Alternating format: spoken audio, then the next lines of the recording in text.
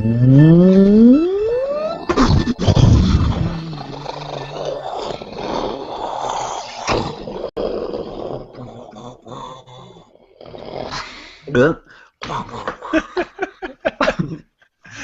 explosion was so harsh, I was parched. It sucked all the moisture out of the room. The moisture. Yeah, how's it going? This is Ed. You're back with VOR. This is Mike Wagner, the O in VOR. This is Carl Watkins, the O in VOR. Outstanding.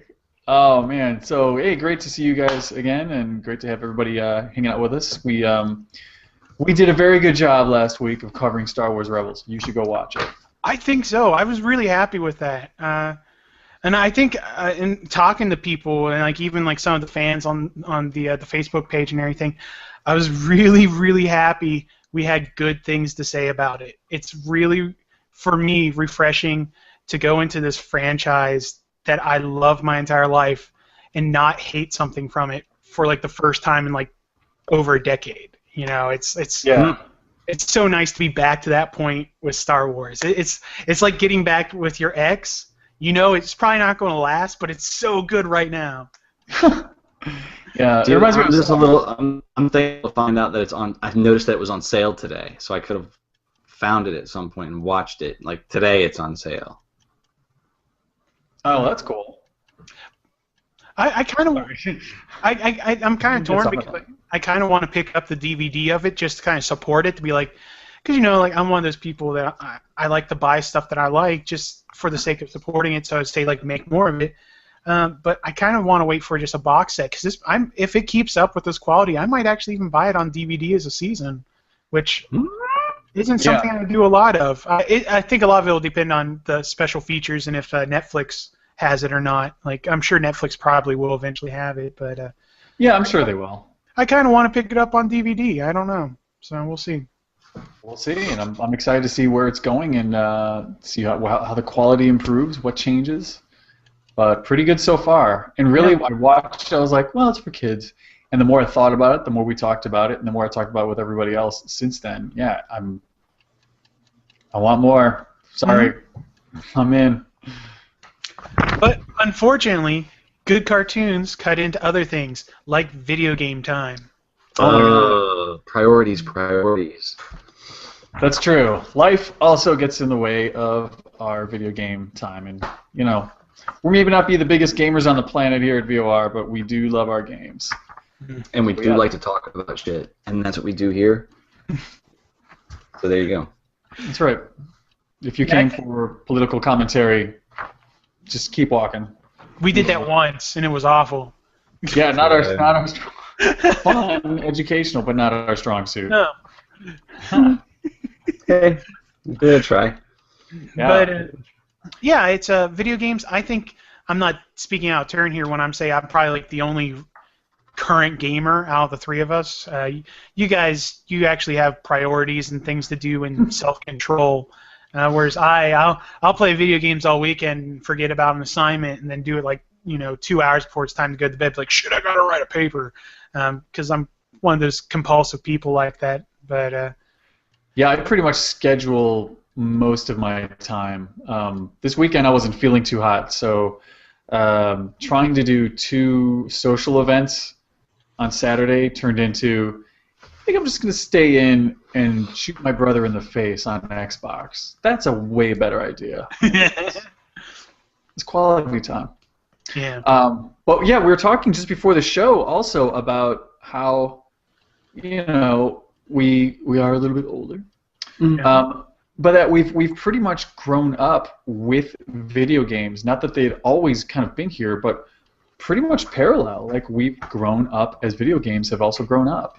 Yeah, we're kind of in that generation where, like it's hard for us to remember a time when there wasn't some sort of video game, whether it's an arcade game or like a home console or stuff like that. It's been in our lives, and for me, I grew up with an Atari in my household. My parents, before I was even born, they were kind of like the hip young couple, and they went out and bought an Atari one Christmas. And so by the time I was born, there was an Atari in our house, and I grew up with an Atari. So it's one of those strange things. You know, it's kind of like our parents are that generation that grew up with television. You know, it's like they've been around, like, and television's always been there. And for us, it's video games. You know, and for this generation now, it's going to be like fucking cell phones and iPhones and the internet. You know, it's every generation has kind of that touchstone where it's like we were the first, and video games was kind of our thing. So yeah, and it's now in my family we didn't have a 2600, and I do lead. That is why I believe I'm not that good at games today, because I didn't. It wasn't as innate. So yeah, we played. I played at other kids' houses, but I have an older brother and older sister. So instead, when we wanted to play games, if it wasn't at, like, you know, the tavern, yes, kids, the tavern where our parents would go hang out, you know, it's like, go play Pac-Man or something over there, you know, right? Pac-Man is, you know, I would either ride on the back of, you know. Well, usually one of my siblings would put me on the back of our mom's bike, which had the kid chair, and we would, you know, go ride about 2 miles away. And in our neighborhood, there's a place called Just Games, and it was this vast arcade and huge selection, well worth the trip. Had all the classics and was open for quite a while. I think it was open well past my high school years, and the place was usually packed, you know. that's awesome. I think that's one thing that a lot of people take for granted anymore is the social aspect of arcades.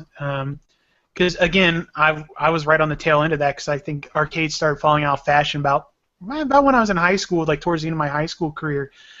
And I remember I used to skip my senior year. I would skip school and I'd go to the mall and I would go to the arcade and I'd play Soul Calibur and Virtua Fighter and all these awesome fighting games and stuff like that. You know, and that's not something that people do anymore, really. And if they do, you know, it's like, because arcade games have kind of become this mature niche audience. I know up in Columbus, Ohio, there's this great place called 16 Bits, and every time I go up, I try to make a trip there. But it's a bar. First and foremost, it's a bar. Kids aren't even allowed in it. It's arcade.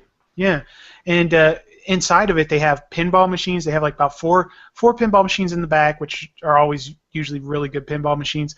And then they just have a wide selection of everything from, you know, Tempest, like the old vector graphics, Star Wars, stuff like that. Like some really classic arcade games, all the way up to like X-Men and Ninja Turtles, like the 4-person like quarter-eating co-op games, to, you know, even more modern stuff. And it's great. And they serve booze, and they play like old 80s and 90s music, and they have all these theme drinks. Like they have like the Hulk Hogan. They just announced one called the Peggy Bundy, which is supposed to be like, I forget what all's in it. It's like they make these apple cider popsicles that they put inside of like another drink and everything. So it's supposed to be tall, sassy, and red-haired is what it's like. So they have all these theme drinks and stuff like that. But every time I go in there, it's packed. And it's all people like, you know, from about like 25 to 40. You know, it's like, and it's making a resurgence that people want to go out and play these old games and be around people and listen to music and have that whole experience. So. Well, it's specifically from the era at those ages. I didn't. My first experience with video games, I would say, where I could interact, wasn't necessarily with an arcade. My arcade experience is tied into my first experience with the mall, which is a huge impact. I mean, the mall, come on, is huge to any kid. However, center of teen social life. I mean, your mind, you just constantly gotta get there. That's where it's all happening. You don't have any money to spend, but you gotta be there. And you'll be there for like 8 hours. However, with my first video game experience where I was interactive and part of it, I believe I was 9 or 10, let's say 10 years old. My buddy Ruben, I think I've told you guys this story, but my buddy Ruben and I would get off the bus near his house, in his house. He'd drop off his saxophone. We would watch MTV because every day at 3 o'clock, Come On Eileen would come on. And we would stand in front of the TV and we would dance the dance that the band did. You know, they're all standing in the corner. We would reenact that dance. We would do that. Get your overalls on. Right, we did it in costume now. And then we haul Boogie over to, I believe it was a 7-Eleven or like a Circle K that had a Pac-Man and a Galaga. Nice. And that was it right there. That was just that routine was so key, and it felt like I did it for years and years and years. When I think I really only did it for a couple weeks. Yeah. But yeah, like every arcade, every school, wasn't there always like the one guy you could never beat? Oh yeah. Oh yeah. Everybody had that like arcade hero or villain, depending on what kind of a dick he was about winning. Well, I just remember that experience really coming to a head in the 90s when fighting games got really big, especially Mortal Kombat. Because especially Mortal Kombat. Oh my God! Street Fighter 2, but I think Mortal Kombat even more because it had the fatality, and you could always tell when someone was fucking hardcore because you'd sit there and be like, finish him. You'd be like, you'd be trying everything. You're just like, fuck it, uppercut. You know, that's all you could do. And then next thing you know, this guy would come along, totally beat your ass, and then he would rip your head off. And then like everyone in the arcade would just stop and over to the Mortal Kombat because like, holy shit, here's a guy that knows what he's doing, and it's going to be fucking awesome. And it was because there was this special magic and secrets about it that like it was really cool. Yeah, and there was secret insider information like I could just beat your ass to death.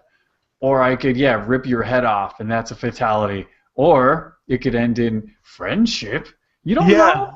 You're like, what the fuck is that? That's advanced shit. Yeah, especially like when you get to like Mortal Kombat 2 and 3 when it had so many characters and they all had multiple fatalities and multiple finishing moves and everything. To keep all that straight, it's like that takes someone that's dedicated to it and has access to that knowledge or just as good at figuring that shit out, and it was amazing to see back in that day. Like, because mind you, this is kind of, I don't want to say pre-internet, but internet wasn't as popular, so it wasn't like you could just Google this shit and be like Mortal Kombat fatalities, boom, there they are. It's like you had to have an in, you had to figure this out somewhere. You had to read it in a magazine or have a friend that knew it, or it's like you had to have that in, and yeah, it was something special back then. I agree. Well, cool. So let's wrap this up for now. We got so much more to talk about tomorrow. Yeah, it just flew by.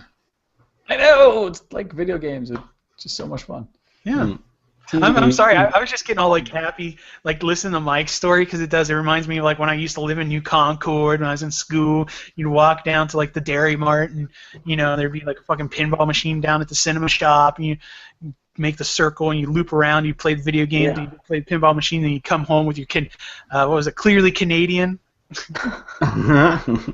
Yeah, and like some places in town had a certain game. Like, you want Ninja Gaiden? You got to go over here to the mall, next to the pizza shop. That's the place that has Ninja Gaiden. It's the only place in town. And I wonder if they coordinated. Well, I think all of them came from like usually like one or two different distributors, like because they have those amusement companies that lease these machines out. So they probably did try to like spread it out that way, like you'd have a reason to go to each one of them. Because I'm sorry, we'll wrap this up real quick, but I just remember that just about every place had an arcade machine, like some sort of arcade machine, like from the 80s to like mid 90s to early 2000s.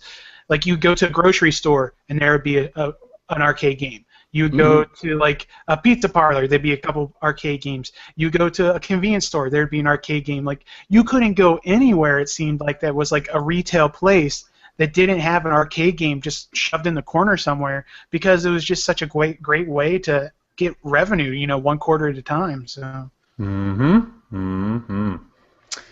Absolutely. Good times, and I'm sure our parents loved just giving us all those quarters to just throw away. Cool, yeah, so we'll wrap it up for today. We'll be back tomorrow, and you can get more of us all of this. And like we said earlier, more Rebels talk. If you came for the video games, stick around for Rebels if you like that. Go to www.vorradio.com. We have links to all our shows and our awesome Facebook group, and you can call us up and let us know what your favorite games are. Yes. So that is if you already haven't done so, because coming in the fourth segment, we do have Republicoms, so stick around for that. That will be out on Friday, or skip it if you don't care what anyone else has to say. No, but you may want to know what we have to say about what they have to say. Exactly. We're not always, sucking everybody off. Yeah, just usually. Not for free, at least. No. Our Tom's PayPal not address. there. PayPal address is also on vorradio.com. Hey, brother, gotta eat. And not just dick. There we go. You can't live on dick alone. So. Man, you do not live on dick alone. Finally, it's VOR. We can finally sign off for the night. That's it. All right, kids. So, as we say, may the Force be with. That ass.